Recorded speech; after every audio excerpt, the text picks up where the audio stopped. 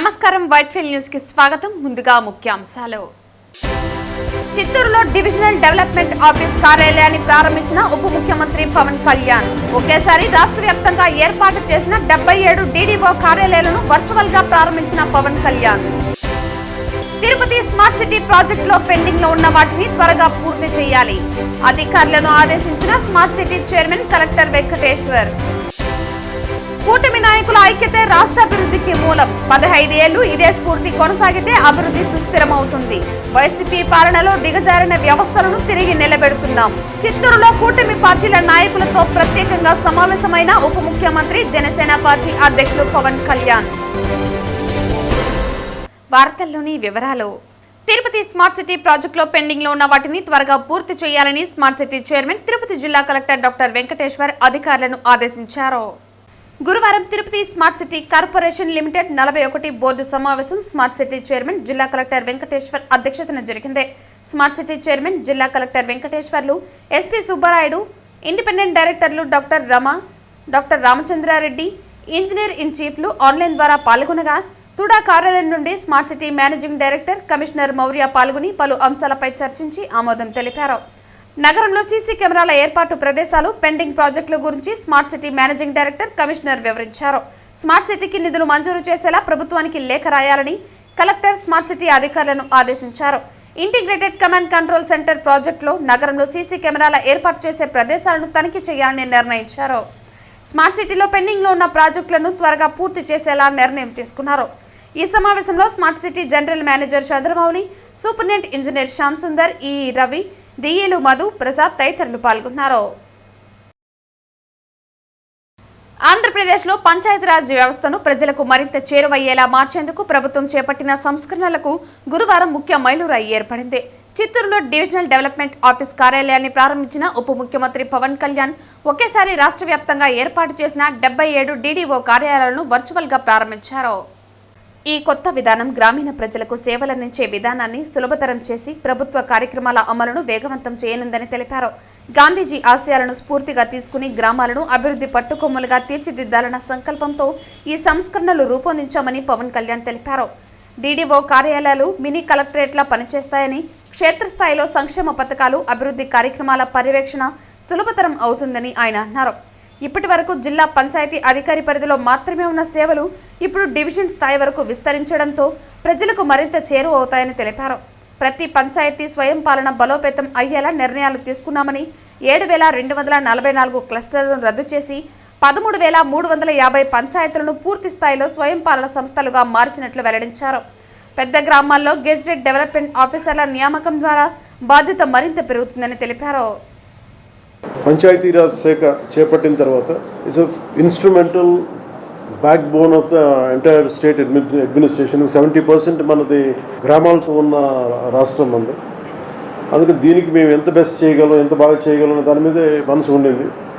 So దాంట్లో భాగంగా చాలా సంస్కరణలు కానీ గతంలో ఏం జరిగినాయి, గతంలో 15-20 సంవత్సరాలకు ఏం జరిగినాయి, అలాగే ప్రత్యేకించి లాస్ట్ 5 ఇయర్స్లో ఏం జరిగినాయి అనేది నేను రాగానే దాన్ని చాలా రివ్యూ మీటింగ్స్లో మాట్లాడటం జరిగింది. దాంట్లో భాగంగా ప్రత్యేకించి ఇలాంటి ఒక అడ్మినిస్ట్రేటివ్ బిల్డింగ్ కావాలి.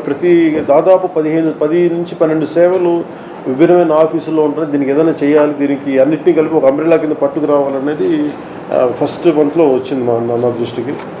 ఆ రోజు నుంచి పేషీ అధికారులందరితో కూర్చొని మాట్లాడి, ప్రిన్సిపల్ సెక్రటరీ గారితో మాట్లాడి, కమిషనర్ గారితో మాట్లాడి ప్రతిసారి దాన్ని చాలాసార్లు రివ్యూ చేస్తూ ఇక్కడ దాకా పట్టుకొచ్చాం. సో దీంట్లో భాగంగా ఈ 77 ఈ ఆఫీసెస్ ప్రారంభించడం నిజంగా చాలా ఆనందంగా అనిపించింది. ఈ ప్రతి పంచాయతీ ఈ కార్యాలయాల నుంచి చాలా సేవలు అందిస్తారు. ప్రతి సేవ మన పౌర సేవలు విస్తృతంగా ప్రజలకు చేరువేందుకు ఈ మార్పు దోహదపడుతుంది. ప్రతి పంచాయతీ స్వతంత్రంగా వ్యవహరిస్తూ ప్రజల అవసరాలను తీరుస్తూ స్థానిక సంస్థల దగ్గర సాధ్యం కాని పనులకు మాత్రమే ప్రభుత్వాలపై ఆధారపడేలా బలోపేతం చేయాలనే ఈ సంస్కరణలు తీసుకురావడం జరిగింది. ఈరోజు మనం ప్రారంభించిన డివిజనల్ డెవలప్మెంట్ ఆఫీసుల ద్వారా క్షేత్రస్థాయిలో ప్రభుత్వ అభివృద్ధి, సంక్షేమ కార్యక్రమాలను సమీకృతం చేస్తూ నిరంతరంగా రెగ్యులర్ పర్యవేక్షించడం కూడా చాలా తేలికగా చాలా సులభం అవుతుంది. కింద స్థాయిలో జరిగే అభివృద్ధిని ఎప్పటికప్పుడు తెలుసుకునే వీలుంటుంది. అలాగే ప్రభుత్వం ఆదేశాలను వెంటనే క్షేత్రస్థాయిలో అమలు చేసేందుకు, ఫలితాలు సాధించేందుకు ఈ కార్యాలయాలు చాలా ఉపయోగపడతాయి. వర్షించని మేఘం శ్రమించని మేధావి ఉన్నా లేకపోయినా ఒక్కటే అని, అలాగే కూటమి ప్రభుత్వానికి ఇంత బలముండి ప్రజల ఆకాంక్షలకు అనుగుణంగా వ్యవస్థల్లో మార్పులు తీసుకురాలేకపోతే మనకు ఎన్ని పదవులు ఉన్నా నిష్ప్రయోజనమని ఉప ముఖ్యమంత్రి జనసేన పార్టీ అధ్యక్షులు పవన్ కళ్యాణ్ పేర్కొన్నారు. గురువారం చిత్తూరు రెడ్డిగుంట వద్ద నూతనంగా ఏర్పాటు చేసిన డివిజనల్ డెవలప్మెంట్ ఆఫీసును ప్రారంభించిన అనంతరం జనసేన, టీడీపీ, బీజేపీ నేతలు కార్యకర్తలతో సమావేశమయ్యారు. ఈ సందర్భంగా పవన్ కళ్యాణ్ మాట్లాడుతూ, ఈ రోజు కూటమి ప్రభుత్వం వ్యవస్థల ప్రక్షాళనపై ఇంత బలంగా ముందుకు వెళ్తుందంటే దానికి కారణం మీ అందరి మద్దతని, మీరు ప్రభుత్వానికి అండగా నిలబడటంతోనే ఇదంతా సాధ్యమైందన్నారు. మన ఐక్యతే రాష్ట్రానికి బలమని, కూటమిలో ఉన్న 3 పార్టీల నాయకులకు విభిన్న భావాజలాలు ఉన్నా మనమందరం రాష్ట్రం బాగుండాలని, అరచకాలు ఉండకూడదనే సదుద్దేశంతో ఒక గొడుగు కిందకు వచ్చి కూటమిగా ఏర్పడ్డామని అన్నారు. మనలో మనకు చిన్న చిన్న కమ్యూనికేషన్ గ్యాప్స్, మనస్పర్ధలు ఉండటం సహజమని, ఒకచోట కూర్చుని మాట్లాడుకుంటే అన్ని సమస్యలు తీరుతాయన్నారు. ఆ రోజు చిన్నగా మొదలుపెట్టిన కూటమి ప్రభుత్వం ఈ రోజు కేంద్రంలో ఎన్డీఏ ప్రభుత్వానికి ఎంతో బలమైన శక్తిగా మారిందన్నారు. ఈ రోజు ఇంతమందికి నామినేటెడ్ పోస్టులు ఇవ్వగలిగామంటే కారణం మనందరి ఐక్యతే అని అన్నారు. ఇదే ఐక్యతతో మరో 15 ఏళ్లు కష్టపడితే రాష్ట్రానికి సుస్థిర అభివృద్ధి సాధ్యమవుతుందన్నారు. ఈ కార్యక్రమంలో శాసనసభ్యులు గురజాల జగన్మోహన్, ఆరణి శ్రీనివాసులు, మురళీమోహన్, అరవ శ్రీధర్, ఉమ్మడి చిత్తూరు జిల్లా జనసేన అధ్యక్షులు, ఆంధ్రప్రదేశ్ హస్తకళల అభివృద్ధి కార్పొరేషన్ చైర్మన్ పసుపురేటి హరిప్రసాద్, శ్రీకాళహస్తి ఆలయ చైర్మన్ కొట్టే సాయి ప్రసాద్ తదితరులు పాల్గొన్నారు. ఒక మేధస్సు ఉండి కూడా నువ్వేమీ చేయలేకపోతే నిష్ప్రయోజనం కదా. వర్షం నీళ్లు నింపుకొని కురవకపోతే ఒక చిన్న చినుకు కురవకపోతే ప్రయోజనం ఉంది వర్షానికి. అలాగే మనందరం ఇంతమంది ఉండి మనం ఏ ధైర్యం లేకుండా, ఏ మార్పు లేకుండా తీసుకొస్తే మనం ఇంతమంది కలిసి ప్రయోజనం ఏంటి. అది ఈ రోజున 10,000 మందికి మనం పదోన్నతులు ఇచ్చామంటే, ప్రమోషన్స్ ఇచ్చామంటే ఇది కొత్తగా మనం చేసింది కాదు. చాలామంది బ్లాక్స్ పెట్టేశారు. బతకాలు కావచ్చు, 40,000 రూపాయల నుంచి 5 లక్షల దాకా వసూలు చేస్తారంట. నాకు తెలియదు అది. అంటే నేను ఒక ప్రభుత్వ ఉద్యోగ కొడుకుని, మన నాన్న ఎంత సఫర్ అయ్యాడో నాకు తెలుసు. నాకు అది ఊహించుకుంటే ఒక కానిస్టేబుల్ నుంచి ప్రారంభమయ్యి ఆయన అడిషనల్ సూపరింటెండెంట్గా రిటైర్డ్ అయ్యాను. సో మా ఇంట్లో మా నాన్న నేను పుట్టేటప్పటికి మా నాన్న హెడ్ కానిస్టేబుల్ అనుకుంటాను. సో హెడ్ కానిస్టేబుల్ నుంచి ఆయన ఎస్ఐ అవ్వడానికి మా ఇంట్లో చాలా మాటలు ఉండే, నాన్నకి ఎప్పుడు ప్రమోషన్ వస్తుంది. అలాగే ఆయన ఎస్ఐ నుంచి మెయిన్ ప్రిన్సిపల్ ఎస్ఐ అవ్వడానికి ఎంత, ఆ తర్వాత సిఐ. ఇది నాకు ఒక ప్రభుత్వ ఉద్యోగి ఇంట్లో ప్రమోషన్ కోసం ఎంత వెంపర్లాడతారు, ఎంత తహతలాడతారో నాకు బాగా తెలుసు. అంటే ఒక ప్రభుత్వ ఉద్యోగి కొడుకును కాబట్టి నేను ఆ కష్టాన్ని నేను అర్థం చేసుకున్నాను. నేను కొంచెం ఇద్దరు కూర్చోకూడదని, కొంచెం వెనకాల ఉండాలి, కొంచెం ఇబ్బంది అవుతుంది. కూర్చుంటారా? Thank you. మీ దగ్గర కూర్చోళ్ళు ఉన్నాయి, టెక్నిక్స్ ఉన్నాయి కానీ మీరు వాడట్లేదు అన్నా కదా. అంటే ఇది అంటే చాలా ఆనందం అనిపించింది. ఇప్పుడు నేను నా కూతురు పుట్టినప్పుడు నేను ఇదే పొజిషన్లో అంటే పెళ్ళి అయ్యేటప్పుడు కూడా ఇదేనా అంటే అవి చూసే వాళ్ళకి పెద్దవి కాకపోవచ్చు, బయట ఉద్యోగులు కాని వాళ్ళకి ఏముందిలే అనిపించవచ్చు. కానీ ఒక ఉద్యోగికి ఆ చిన్న ఆ ప్రమోషన్ ఎంత కీలకం ఒక ఉద్యోగ కొడుకుగా నాకు తెలుసు. అది ఎంత ఆనందం ఉండేదో మాకు తెలుసు. మహిళల్లో అదొక పండగ వాతావరణం ఉంటుంది. జీతాలు పెరగటాలు ఇవన్నీ కంటే కూడా ఏదో ఒక తృప్తి. మేము చేసిన ఒక ప్రతి మనిషి ఉన్న స్థాయి నుంచి ఒక అడుగు పైకి వెళ్ళాలనుకుంటారు అన్ని రకాలుగా. సో దాంట్లో భాగంగా భగవంతుడు మనం ఈరోజు ఇంత చేసామంటే ఎందుకు చెప్తున్నానంటే ఇది నేను చేశానని చెప్పట్లేదు. ఇక్కడున్న మీరందరూ కూడా రాష్ట్రం నలుమూలల మీరు కూటమికి మీరు నిలబడితే మేము చేయగలిగాం. ఆ మాట చెప్పడం చెప్తున్నాను. తిరుమల తిరుపతి దేవస్థానంలో రెగ్యులర్ ఉద్యోగస్తుల సంఖ్య పదవీ విరమణలో రోజురోజుకి గణనీయంగా తగ్గిపోవటం, నూతన ఉద్యోగ నియామకాలపై టీటీడీ బోర్డు ఈవోలు దృష్టి సారించకపోవటమే అవినీతికి మూల కారణమని బీజేపీ నేత నవీన్ కుమార్ రెడ్డి పేర్కొన్నారు. ఈ సందర్భంగా ఆయన మాట్లాడుతూ, టీటీడీలో ప్రస్తుతం జరుగుతున్న పరిణామాల దృష్ట్యా కీలకమైనటువంటి విభాగాలకు నిష్ణాతులైన అనుభవజ్ఞులైన అధికారులను నియమించాల్సిన సమయం ఆసన్నమైందన్నారు. టీటీడీలో marketing, engineering, law department, welfare department, catering department చాలా కీలకమైనటువంటి విభాగాలని, అలాంటి వాటిపై టీటీడీ ధర్మకర్తల మండలి అధ్యక్షులు, ఐఏఎస్ అధికారులు, ముఖ్యంగా రాష్ట్ర ప్రభుత్వం ప్రత్యేక దృష్టి సారించి ఇన్ఛార్జ్ అధికారులను వెంటనే తొలగించి రెగ్యులర్ ఉద్యోగస్తుల నియామకాలు చేపట్టాలన్నారు. టీటీడీలో మొట్టమొదటి సమాచార హక్కు చట్టాన్ని, ఆర్టీఐ యాక్ట్ను తీసుకురావాలని, భక్తులు భగవంతునికి సమర్పించే కానుకలతో వేలాది మంది ఉద్యోగస్తులు విద్యా వైద్య సదుపాయాలు అందిస్తున్నారని, శ్రీవారి భక్తులు టీటీడీ నిధుల వినియోగంపై రాతపూర్వకంగా అడిగితే టీటీడీ ఖచ్చితంగా సమాధానం ఇచ్చేలా ప్రస్తుత ధర్మకర్తల మండలి సమావేశంలో తీర్మానం చేయాలని విజ్ఞప్తి చేశారు. టీటీడీలో శాశ్వతంగా అనర్థాలు, అవినీతి జరగకుండా కట్టడి చేసేందుకు ముఖ్యంగా భక్తుల నుండి, రాజకీయ నాయకుల నుండి విమర్శలకు తావు లేకుండా చూసుకోవాల్సిన బాధ్యత ధర్మకర్తల మండలి ఇటు టీటీడీ ఉన్నత అధికారులపైన మరియు ప్రభుత్వంపైన ఉందని, తక్షణమే ధర్మకర్తల మండలి అధ్యక్షులు దీనిపై చొరవ తీసుకుని ఆయా రంగాలలో అర్హులైన, అనుభవజ్ఞులైన అధికారులను నియమించే దిశగా చర్యలు తీసుకోవాలని, అంతేకాకుండా రాష్ట్ర ముఖ్యమంత్రి టీటీడీపై సమీక్ష జరిగినప్పుడు ముఖ్య శాఖలకు, అధికార నియామకాలకు సత్వరమే చర్యలు తీసుకునేలా ఆదేశాలు జారీ చేయగలరని నవీన్ విజ్ఞప్తి చేశారు.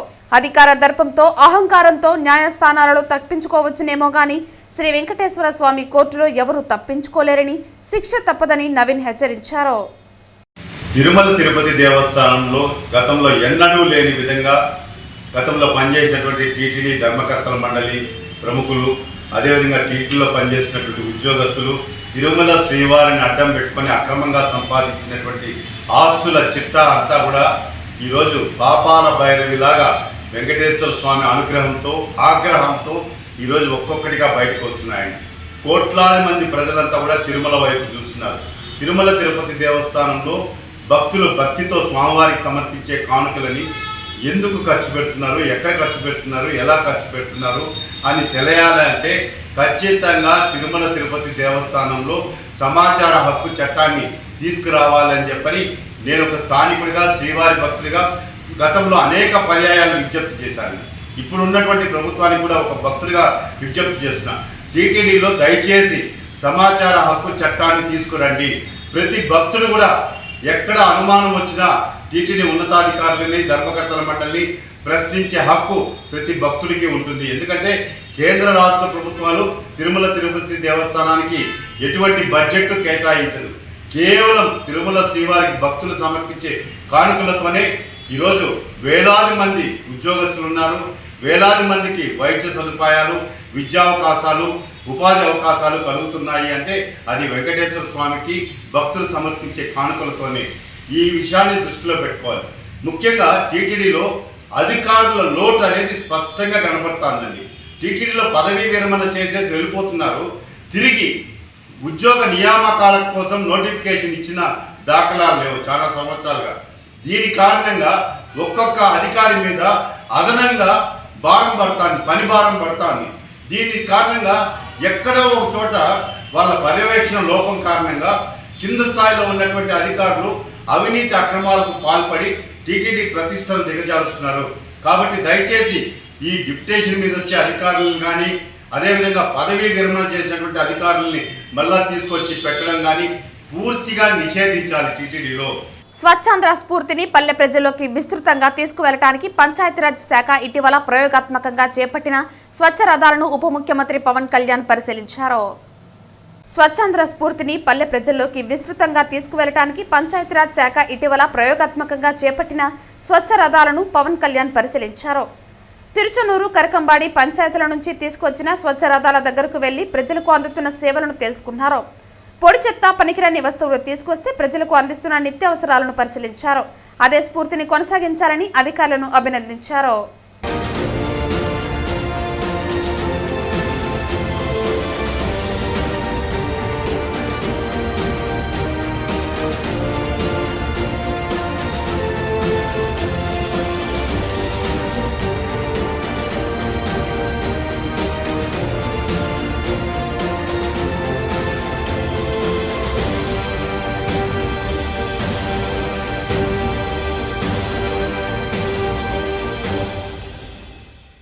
పట్టణ భూ రికార్డుల తయారీ కోసం కేంద్ర ప్రభుత్వం జాతీయ జియో ఆధారిత పట్టణ నివాసాల భూ సర్వే నక్షా కింద ఆంధ్రప్రదేశ్కు 125 కోట్ల రూపాయల నిధులు మంజూరు చేసిందని, దీని ద్వారా పట్టణ పరిధిలో ఉన్నటువంటి భూ రికార్డులు సక్రమంగా తయారు చేసుకునే అవకాశం ఉందని, అందులో తిరుపతి నగరం కొరకు కేటాయించిన 20 కోట్ల రూపాయలతో భూ సమస్యల పరిష్కారానికి సాంకేతికతతో కూడుతున్న పారదర్శకమైన భూ రికార్డులు తయారు చేసుకోవచ్చని బీజేపీ జిల్లా అధ్యక్షులు సామంచి శ్రీనివాస్ తెలిపారు. భూ రికార్డుల తయారీ కోసమని కేంద్ర ప్రభుత్వం national geospatial knowledge based land survey of urban habitations Naksha కింద 125 కోట్ల రూపాయల నిధులను మంజూరు చేయడాన్ని స్వాగతిస్తూ ఇంతవరకు అస్తవ్యస్తంగా ఉన్నటువంటి భూ రికార్డులను ఒక సక్రమమైనటువంటి పద్ధతిలో జియోస్పేషియల్ టెక్నాలజీ ఆధారంగా సమగ్రమైనటువంటి భూ రికార్డులు తయారీకి ఈ 125 కోట్లు చక్కగా ఉపయోగపడుతుంది. అందులో తిరుపతి నగర పరిధిలో ఉన్నటువంటి భూమి యాజమాన్యపు హక్కులు కావచ్చు, భూ సంబంధించినటువంటి రికార్డులు, సర్వే నెంబర్లు ఒక పక్కా ప్రణాళికతో తయారు చేయడానికి ఉపయుక్తంగా ఈ నక్సా ద్వారా లభించే నిధుల ద్వారా ఆ రికార్డులు తయారు చేసే అవకాశం ఉంది. కాబట్టి కేంద్ర ప్రభుత్వానికి ఆంధ్రప్రదేశ్ ప్రజల నుంచి మేము కృతజ్ఞతలు తెలియజేస్తున్నాను. ఆంధ్ర రాష్ట్రంలో కాంగ్రెస్ పార్టీ తిరుగులేని శక్తిగా ఎదగాలని ఆ దిశగా ఏఐసీసీ ఆదేశాలతో పీసీసీ పర్యవేక్షణలో చర్యలు చేపట్టినట్లు ఏఐసీసీ పరిశీలకురాలు కాంగ్రెస్ పార్టీ ఎంపీ సుధా రామకృష్ణన్ తెలిపారు. గురువారం తిరుపతిలోని ఎస్ఎస్ ఫంక్షన్ హాల్లో తిరుపతి జిల్లా నగర అధ్యక్షులు ఎంపిక ప్రక్రియ జరిగింది. సంస్థాగత నిర్మాణ కార్యక్రమం, తిరుపతి నగర అధ్యక్షులు గౌడపేరు చిట్టిబాబు పరిచయ కార్యక్రమంతో సమావేశం ప్రారంభమైంది. ఈ సమావేశంలో బీసీసీ పరిశీలకులు మదన్ మోహన్ రెడ్డి, గడ్డంపాల్ విజయ్ కుమార్, మాజీ కేంద్ర మంత్రి చింతామోహన్, పీసీసీ ఉపాధ్యక్షులు దొడ్డారెడ్డి రాంభూపాల్ రెడ్డి, ప్రధాన కార్యదర్శి తమటం వెంకట నరసింహులు, నియోజకవర్గాల ఇన్ఛార్జీలు హాజరయ్యారు. ఈ సందర్భంగా తిరుపతి జిల్లా అధ్యక్షుడి పదవికి 12 మంది, తిరుపతి నగర అధ్యక్షుడి పదవికి 3 దరఖాస్తులు అందజేశారు. ఈ సందర్భంగా ఏఐసీసీ పరిశీలకురాలు సుధా రామకృష్ణన్ మాట్లాడుతూ కేంద్రంలో, రాష్ట్రంలో కాంగ్రెస్ పార్టీ అధికారంలోకి రావాల్సిన అవసరం నేడు ఎంతైనా ఉందని వివరించారు. భారతదేశాన్ని, రాజ్యాంగాన్ని సైతం పరిరక్షించుకోవాల్సిన బాధ్యత ప్రతి కాంగ్రెస్ కార్యకర్తపై ఉందని వివరించారు. ఈ కార్యక్రమంలో తిరుపతి జిల్లా కాంగ్రెస్ కమిటీ, తిరుపతి నగర కాంగ్రెస్ కమిటీతో పాటు పార్టీ అనుబంధ సంఘాల నాయకులు, కార్యకర్తలు వందల సంఖ్యలో పాల్గొన్నారు. Whatever Sir said, during Congress regime, we developed a lot in Andhra Pradesh. We developed everything, education, economy, employment, agriculture, everything. This Tirupati land is a precious land. Punya Bhumi this is. Tirupati is a Punya Bhumi. So many small practices happening in Devasthanam. That should be, now I understand judiciary is monitoring it. Whoever error, whoever commit mistake, they should be punished by God, punished by judiciary. No doubt in this. Thank you, sir. After this, my speech, anybody want to come and meet me personally to tell your opinion, I am ready here to listen your voice. You feel free and come and approach me. Anybody want to give an application, they also can submit. Today is the last date for the seminar submission of application. Thank you. From day one, media people are very cooperating. Not only day one of my inception here as an observer, you people are cooperating very well during Congress regime in Andhra Pradesh. Thank you for your cooperation, sir. Thank you. మధుర గాయకుడు ఘంటసాల వెంకటేశ్వరరావు జయంతి వేడుకలను తిరుపతిలో రాయలసీమ రంగస్థలి కళాకారులు ఘనంగా నిర్వహించారు. ప్రఖ్యాత గాయక బ్రహ్మ ఘంటసాల వెంకటేశ్వరరావు 103వ జయంతిని పురస్కరించుకుని తిరుపతిలో వేడుకలను రాయలసీమ రంగస్థలి కళాకారులు ఘనంగా నిర్వహించారు. స్థానిక వివి మహాల్ రోడ్డులో ఉన్న ఘంటసాల విగ్రహానికి కళాకారులు పుష్పాంజలి ఘటించి ఆయనకు ఘనంగా నివాళులర్పించారు. అనంతరం కళాకారులు కస్ప పద్మనాభంకు ఘంటసాల మెమెంటో అందించి ఘనంగా సత్కరించారు. ఈ సందర్భంగా రాయలసీమ రంగస్థలి చైర్మన్ గుండాల గోపీనాథ్ రెడ్డి మాట్లాడుతూ ఘంటసాల గాన వైభవం, సంగీత సాధన, తెలుగు సంస్కృతి అభివృద్ధికి ఆయన చేసిన సేవలను కొనియాడారు. ఘంటసాల స్వరాలు తరతరాల పాటు గీతాభిమానులను మంత్రముగ్ధులను చేస్తున్నాయని పేర్కొన్నారు. తెలుగు పాటలకు జీవం పోసి ప్రజల గుండెల్లో సుస్థిర స్థానం పొందిన ఘంటసాలను స్మరించుకోవటం ప్రతి తెలుగువారి బాధ్యతని తెలియజేశారు. ఈ కార్యక్రమంలో రాయలసీమ రంగస్థలి కళాకారులు కెఎన్ రాజా, గుండాల గోపీనాథ్ రెడ్డి, సురేష్ స్వామి, ఆదిస్వామి, పొన్నాల జేజిరెడ్డి, బ్రహ్మానందం, శాంబోల హరినాథ్ తదితరులు పాల్గొన్నారు. గాన గంధర్వులు ఘంటసాల గారి 103వ జయంతి సందర్భంగా రాయలసీమ రంగస్థలి కళాకారులు, ఘంటసాల గారి అభిమానులు అందరూ కలిసి ఈరోజు ఉదయమే స్థానిక వీమాల్ కూడల్లోని ఘంటసాల గారి విగ్రహానికి శుద్ధి చేసి పుష్పాలంకరణ చేసి ఘన నివాళి అర్పించాము. ఈరోజు పుష్పాభిషేకం చేశాము ఘంటసాల గారికి. దానిలో భాగంగానే ఈరోజు ఘంటసాల అభిమానులు అందరూ ఇచ్చేశారు. దానిలో డాక్టర్ కస్పా పద్మనాభం గారిని ఈరోజు సన్మానించుకొని ఘంటసాల గారి పురస్కారాన్ని అందజేశాము, మెమోంటో అని.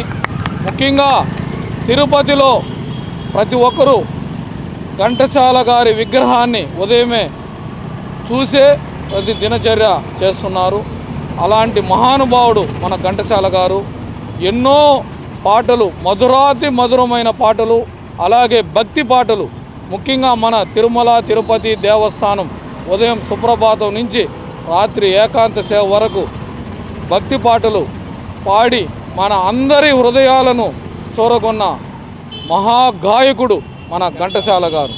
ఈరోజు ఆయన జయంతి సందర్భంగా ఆయన స్మరించుకుంటూ ఉదయం మనం ఆయన గానంతోనే నిద్రలేస్తాం సుప్రభాతం. అలాగే రాత్రి పడుకునే ముందు ఆయన గానంతోనే మనం నిద్రపోతాం. అలాంటి మంచి వ్యక్తి మన తెలుగు జాతిలో పుట్టడం మనకందరికీ గర్వకారణము.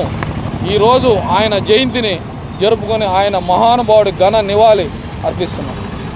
తిరుమల శ్రీ వెంకటేశ్వర స్వామి వారిని పలువురు ప్రముఖులు దర్శించుకున్నారు. ఈ రోజు ఉదయం వీఐపీ విరామ దర్శన సమయంలో music director Thaman, anchor Omkar, hero Ashwin Babu, మంత్రి డోలా బాల వీరాంజనేయ స్వామి దర్శించుకుని మొక్కులు తీర్చుకున్నారు. అఖండ 2 సినిమా విడుదల సందర్భంగా తమన్ శ్రీవారి దర్శించుకుని మొక్కులు తీర్చుకున్నారు. వీరికి దర్శన అనంతరం ఆలయ అధికారులు స్వామివారి తీర్థ ప్రసాదాలను అందజేశారు.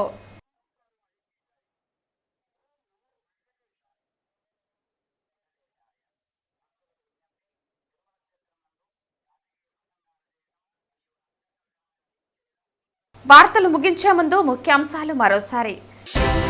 చిత్తూరులో డివిజనల్ డెవలప్మెంట్ ఆఫీస్ కార్యాలయాన్ని ప్రారంభించిన ఉప ముఖ్యమంత్రి పవన్ కళ్యాణ్. ఒకేసారి రాష్ట్ర వ్యాప్తంగా ఏర్పాటు చేసిన 77 డీడీఓ కార్యాలయాలను వర్చువల్ గా ప్రారంభించిన పవన్ కళ్యాణ్. తిరుపతి స్మార్ట్ సిటీ ప్రాజెక్టులో పెండింగ్ లో ఉన్న వాటిని త్వరగా పూర్తి చేయాలి.